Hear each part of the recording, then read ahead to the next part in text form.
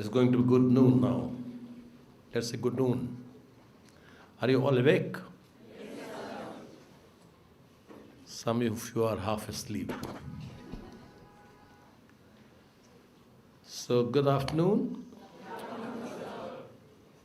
It's our proud privilege that we have a man who is like a live wire. And what's that live wire? A person who has constantly remained in form. What is form? He or she is in form. Not informed, but in form. When do you remain in form? And when you become formless? Such and such sports person was the best of his form. Such and such doctor's diagnosis was the best. Such and such engineer created a marvel. For remaining in form and for remaining in form so constantly as he has been throughout his career, you have to remain in touch with the live wire. The core value systems will help you in good stead, in bad times, in adversaries. He has immersed us all in the nectar of spirituality. The core message is uphold your integrity. Uphold your honesty. Be true to yourself. Be a hypocrite. That's how he gave India's vision of being great, a great nation. Bharat Mata Mahan. We have a vision of making India great. Each one of us have envisioned to make India great. But we all have the wishbone, and most of us, we Indians, I'm sorry to say, we profess we want to make India great. But each one of us need to make his or her contribution to make India great. It should not be a hollow slogan. It has to be backed by concrete action.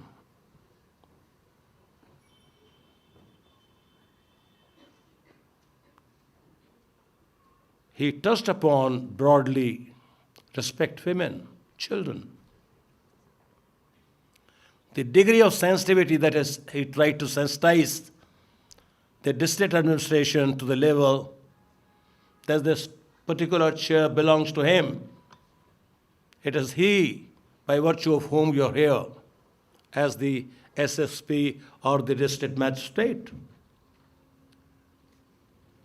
It's a profound philosophy. It's easier said. Today's civil servants, I don't know so what has gone wrong, sir, with the training. They are feudal lords. And you so rightfully, sir, pointed out towards this so-called income tax department, as if it is a hoarding department to hoard money, to amass money, the exchequer's money, was a heinous crime.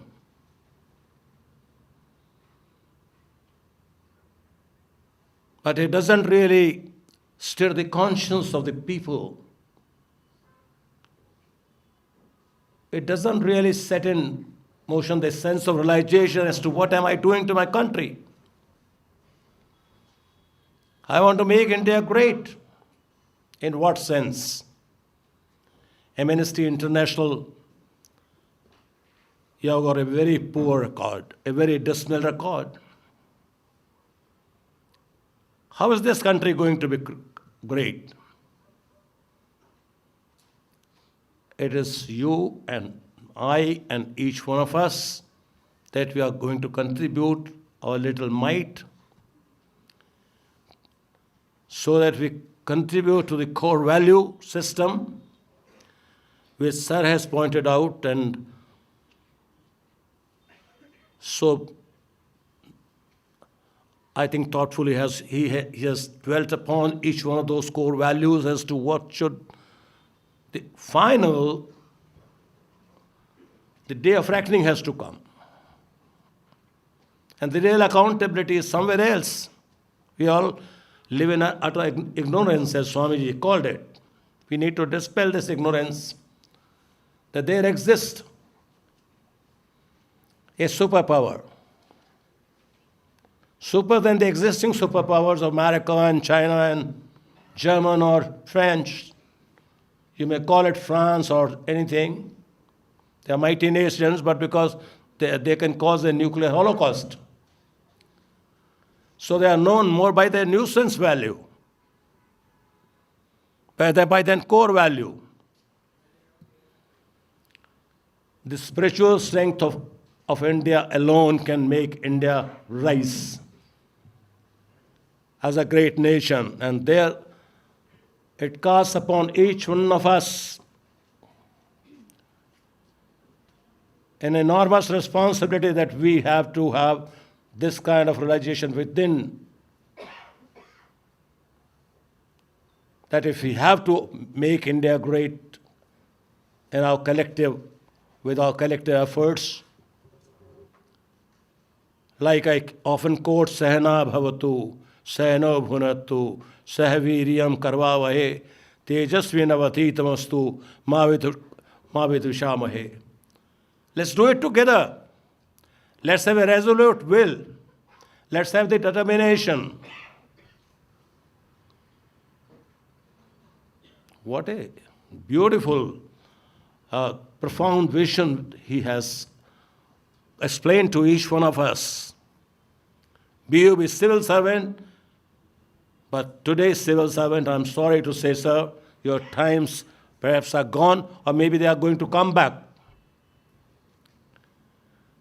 But they bend forward and backward to the cause of the establishment, do very many wrong things. A common citizen who should be the most respected citizen. Human life, which should be respected. Give the greatest importance to the have-not, to the people who have been deprived of justice, who have been deprived of good administration, civil administration. You have to reach out to those people. By the type of training, though it is written there as a motto on the Indian Administrative Academy, Sheelam Param Bhushnam, it's least practiced. That training, 1 year's training or whatever the training is, it's not the right type of training. I wish they have teachers like you. They need to be exposed, and so that they are Indians first. That their first duty is towards the fellow Indians. That they need to have a sense of service, sense of commitment, sense of integrity. And everyone knows at the end of the day, where is this all money and the fortune that you have amassed is going to go. It's a wake-up call which he has given. We are so beholden to him. I got overwhelmed because I couldn't really keep up my thoughts. He has maintained what you call as a person who has stayed in form all the time. So humble, full of humility. When he was the Lieutenant Governor twice, not once. Delhi had the privilege of having him the Lieutenant Governor twice. And he always said, Sarvada Bhala. Sabka bhala karna hai. There's a lot of mayhem here. The stealing started taking place even now. Again, that I think that monster has come again. but he gave a permanent solution to that. And I had the good privilege of being the member of the committee headed by Shri Tejendra Khanna. And he gave this solution that name certain roads as commercial, mixed land use. Let these traders, small petty people, the people who wanted to be self-employed, wanted to do small little jobs, diagnostic centers. He gave relief to all. He said, Delhiites are my own people. He had a sense of belonging. Before the meeting commenced, we all stood up. There was one gentleman called Ribeiro. There was another Sefi, who was the architect, town planner. We belonged to different religions. But we always stood in prayer.